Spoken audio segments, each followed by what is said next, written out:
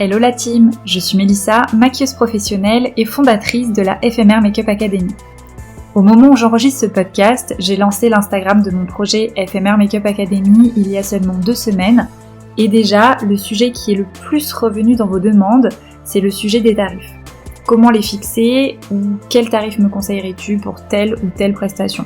Alors aujourd'hui, c'est ce sujet que je vais aborder avec vous en podcast. Je vais d'abord vous expliquer comment j'ai procédé pour fixer les tarifs de mes prestations et ensuite je vous expliquerai comment je fais pour fixer un tarif lorsque j'ai une demande qui sort de mes prestations classiques. La demande concernant les tarifs et ces questionnements ne m'étonne pas vraiment, je vous avoue. Ce n'est clairement pas évident de poser un prix sur une prestation de service, d'autant plus que dans notre milieu, il y a une sorte de tabou, j'ai l'impression, concernant les tarifs. Beaucoup de make-up artistes n'exposent pas leur prix au public, alors pour X raisons qui les regardent.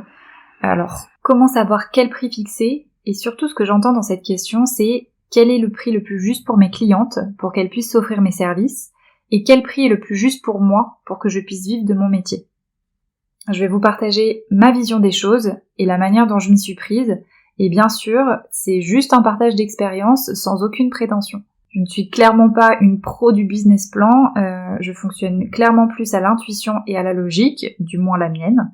Mais premièrement, je sais la valeur que ça a d'entendre les expériences des autres. Et deuxièmement, je suis plutôt fière de moi, dans le sens où en 1 an, j'ai eu aucune négociation de prix. J'entends souvent parler de ça sur les réseaux sociaux. Alors je mesure la chance, et je mets des guillemets à chance, la chance que j'ai eue. Pour tout vous dire, c'est assez simple de partager mon expérience sur le sujet parce qu'elle date de l'année dernière. Ça fait 10 ans maintenant que je suis maquilleuse, mais j'ai eu à définir mes tarifs uniquement l'an dernier parce qu'avant j'étais maquilleuse salariée pour une marque. Donc j'ai jamais eu à fixer mes tarifs et c'est seulement il y a à peu près 1 an que j'ai créé mon entreprise.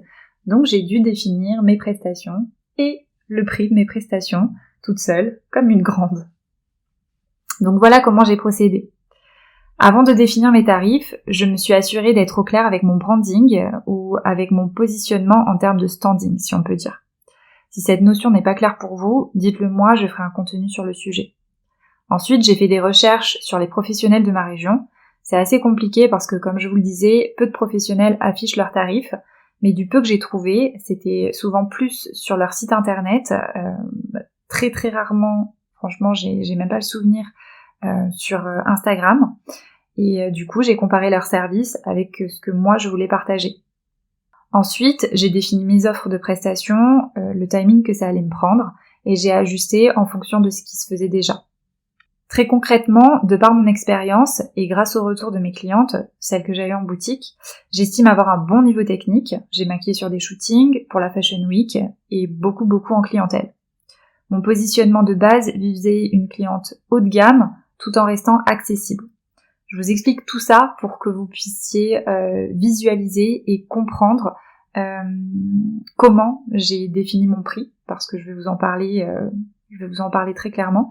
J'ai fixé mes tarifs entre 75 € pour ma plus petite prestation et 110 € pour ma plus grosse prestation make-up, parce que du coup je propose aussi des cours d'auto-maquillage. Mais je préfère rester dans des prestations simples et classiques. Donc là, je vous parle que de prestations make-up. Ma plus petite prestation, c'était un maquillage naturel que j'avais fixé à 75 € sans les faux cils. Et ma plus grosse prestation make-up, c'était 110 € avec les faux cils. Le maquillage naturel, j'avais mis un timing à 45 minutes. Je fais toujours des timings un petit peu plus larges que ce que je suis capable de faire parce que je préfère pallier à un retard ou un imprévu. Mais sinon, je mets à peu près 30 minutes pour faire un maquillage naturel. Et du coup, la prestation à 110 €, c'est un maquillage, j'ai mis en timing 1h30. Pareil, je mets moins, mais comme ça, je suis plutôt à l'aise. J'étais dans une moyenne haute pour ma région et ces tarifs me convenaient plutôt très bien par rapport à mes objectifs professionnels. À mon sens, ce qui est important au-delà de fixer un prix, c'est d'être en accord avec ce prix. Il faut que vous puissiez en parler sereinement, être à l'aise avec pour éviter de flancher à la moindre demande de réduction. Libre à vous de proposer ou non des offres, ça peut être une super bonne stratégie marketing, mais il faut que ça reste votre choix. Voilà pour mon expérience personnelle, et comme je vous l'ai dit, je fonctionne beaucoup à l'intuition, dans le sens est-ce que je sens que ce prix est cohérent avec mes services? Est-ce que je suis OK pour faire cette prestation à ce prix-là? Et je fonctionne aussi avec ma logique, dans le sens où si je vise une certaine clientèle, il faut que mes prestations soient en cohérence avec cette clientèle et que mon prix le soit également. Pour que vous puissiez mieux visualiser, je vais vous prendre l'exemple d'un sac qui serait vendu à 10 € et vous avez exactement le même sac qui est vendu ailleurs à 100 €. Je sais pas vous, mais moi, je me méfierais du sac à 10 € parce que j'aurais tendance à me dire qu'il est sûrement de moins bonne qualité. Et j'aurais très certainement envie de m'acheter le sac à 100 €. Je crois qu'on est toutes pareilles, mais je veux pas vous mettre dans la sauce si vous ne l'êtes pas. En d'autres termes, oui, je vais certainement déchanter avec mon sac à 100 € qui va craquer en 2 jours, mais je pense que c'est psychologique. On est toujours tenté par un produit ou par un service plus cher. Alors bien sûr, l'idée n'étant pas de s'emballer de trop, on aimerait quand même bien fidéliser notre clientèle avec un prix au plus juste.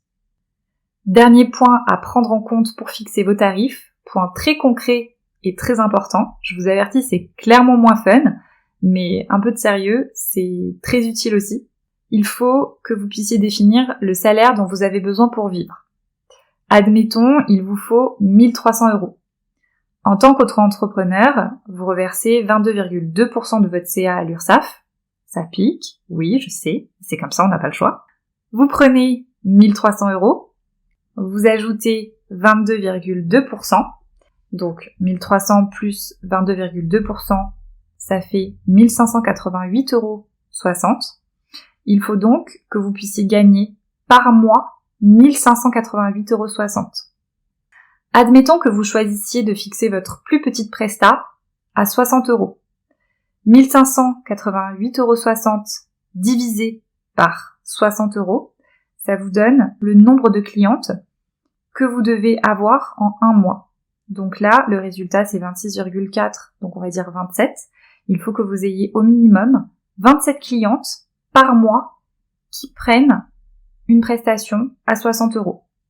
Bien sûr, vous divisez par 4, qui est le nombre de semaines dans un mois, ça revient à 6 voire 7 clientes par semaine. Voilà concrètement comment vous devez penser pour fixer vos tarifs. Ça vous permet d'éclaircir également vos objectifs pour vous permettre d'avoir un salaire cohérent avec votre niveau de vie tous les mois. Une fois que tout ça est au clair dans votre esprit, je vous invite à clarifier au maximum vos plaquettes tarifaires pour vous et aussi pour vos clientes. Tous ces calculs vont également vous permettre d'avoir vos objectifs en tête tous les mois. C'est toujours plus motivant d'avoir des objectifs clairs et vous aurez plus de chances de les atteindre ou de rectifier votre trajectoire si nécessaire. Maintenant, je vais répondre à la deuxième question qui est comment fixer ton tarif lorsque la demande sort des prestations classiques. Je pense notamment à un maquillage artistique, un maquillage Halloween, un shooting, un maquillage homme. Dans un premier temps, pensez à demander toutes les informations.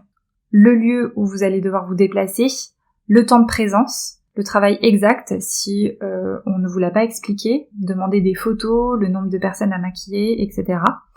Une fois que vous êtes sûr d'avoir tous les éléments nécessaires pour évaluer le tarif, voici comment moi je fais pour fixer mon prix.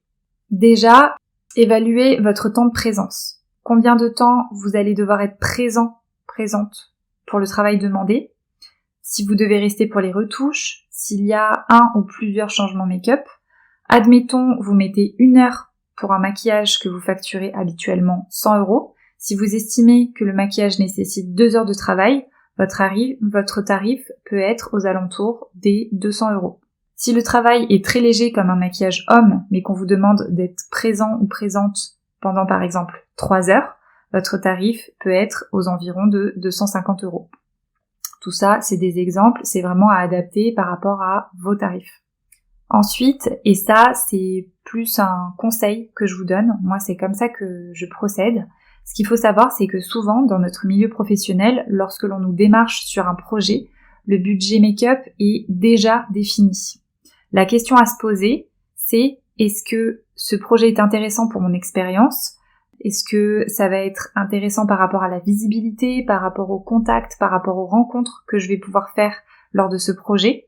Si c'est intéressant pour vous et que vous êtes OK avec le fait de faire un geste sur vos tarifs, voici comment vous pouvez négocier. Dans un premier temps, demandez clairement quel est le budget du make-up qui est prévu. Vous pouvez dire par exemple, j'ai l'habitude de travailler sur ce genre de projet, donc autant qu'on soit clair entre nous sur la rémunération, combien vous avez prévu de budget pour le make-up. Si le budget annoncé est à la hauteur de vos tarifs, ou plus élevé, tant mieux, c'est cool pour vous.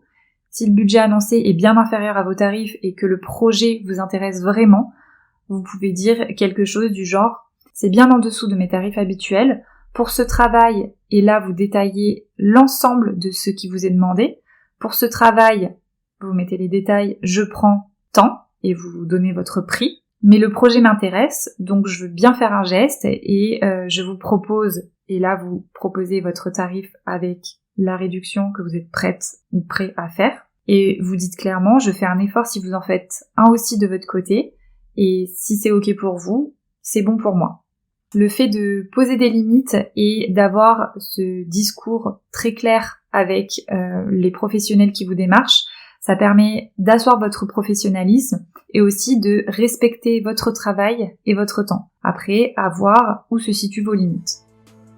Voilà pour la question des tarifs, en tout cas pour ces deux questions, parce que je pense que c'est un sujet sur lequel on peut parler encore et encore, mais on va s'arrêter là pour l'instant. J'espère que ces éléments auront pu vous être utiles. N'hésitez pas à venir me faire un petit coucou sur le compte Instagram FMR Makeup Academy et à vous abonner si c'est pas déjà fait. Les échanges qu'on a eus en story jusqu'à maintenant étaient super enrichissants et je vous en remercie encore pour ça. Et si vous avez des questions en suspens par rapport au sujet des tarifs, je vous invite à les poser en commentaire sous le post qui sera dédié à ce podcast dans le feed Instagram. J'y répondrai avec plaisir. Je vous dis à très vite sur Instagram ou dans un autre podcast.